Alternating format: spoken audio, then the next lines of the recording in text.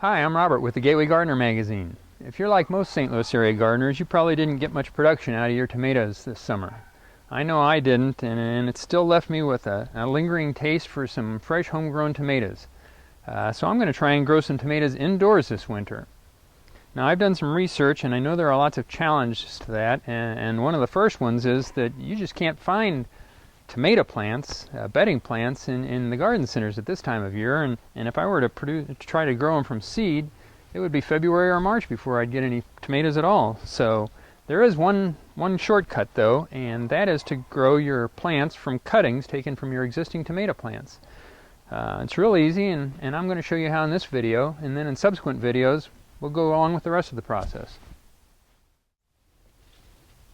Now they say if you take your cuttings from the lower branches, they'll have more of the rooting initials, those bumps that you see on the bottoms of the stems, and that those will root faster. But the problem is you might be able to see a lot of the lower stems have diseases and spots on them, and I don't really want to start my plant off with those kind of problems. So I think I'm going to take my cuttings from the newer tissue, and they'll still root fine.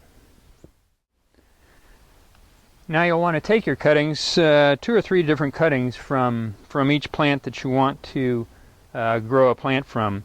I'm going to try a few different varieties. I've got some Jetstar over here, so I'm going to take a cutting right off the nice fresh cutting off the side of one of those, and maybe another one over here. About 4 to 6 inches is fine. I've got that's a hybrid cultivar. I'm going to take some from a Rutgers over here, which is an heirloom variety, and there's a nice clean stem. There's another one.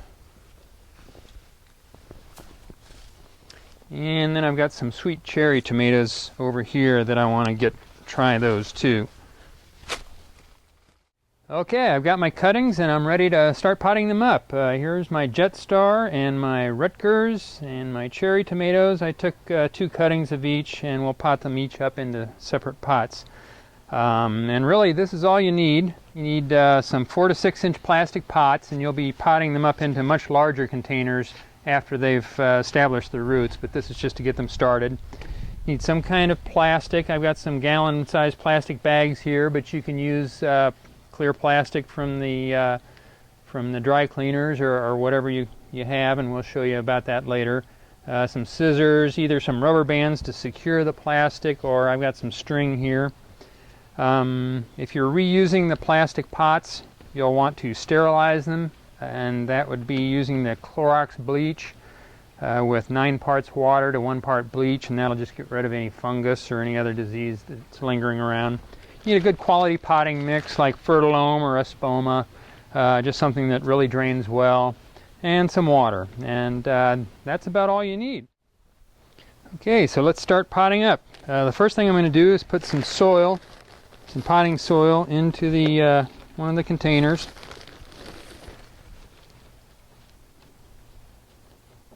And I want to go ahead and water that right away.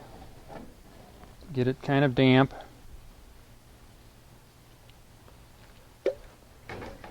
See how that does.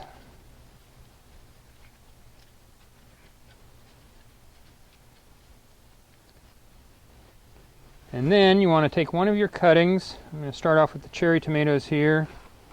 And you only want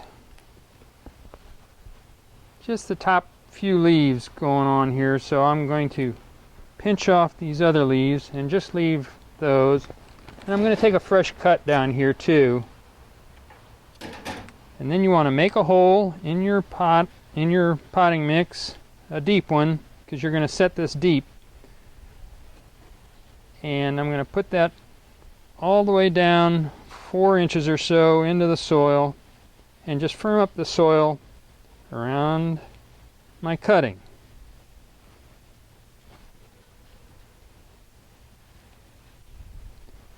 And then I'm going to take my plastic bag,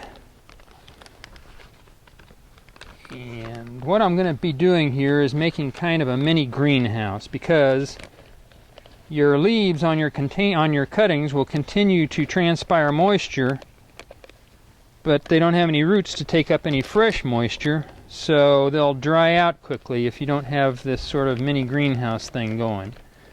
And like I said, you can use plastic bags like what I'm using, and they tend to stand upright. If you're using some other kind of softer plastic, you might want to use some sticks or something as sort of tent poles. And then you want to secure the plastic around the rim of the container so that it seals in your moisture. And I'm just going to tie a little bow here. And that's nice and secure. And that's really all you need to do. And after a while, you'll start to see some condensation form on the plastic. And if no condensation forms, then you probably didn't add enough water to your soil, and you'd want to take the back off and add some more water to your soil. If so much condensation forms that you can't even see in there, then maybe you've added too much water, and you'd want to open it up and let it air out for a little while and then seal it back up again. But after you have the moisture level correct, you really shouldn't need to water these again for the whole time that your cuttings are rooting, and that could be 2, 3, 4 weeks, most likely just 2 or 3 weeks.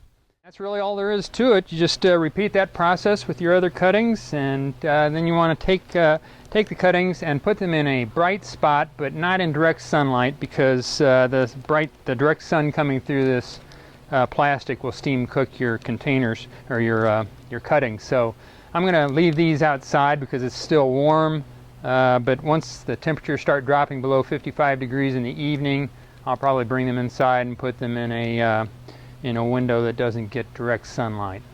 Incidentally, you can do this process of taking cuttings and growing new plants from all sorts of different plants, from shrubs and perennials, and it just takes a little research to find out what the best method is, but you can certainly do that and make free plants for whatever your favorite plant is. And in a few weeks you should have some new growth starting to develop on your cuttings, and that's a sign that they've rooted, and you'll be ready at that time to transplant them into larger containers.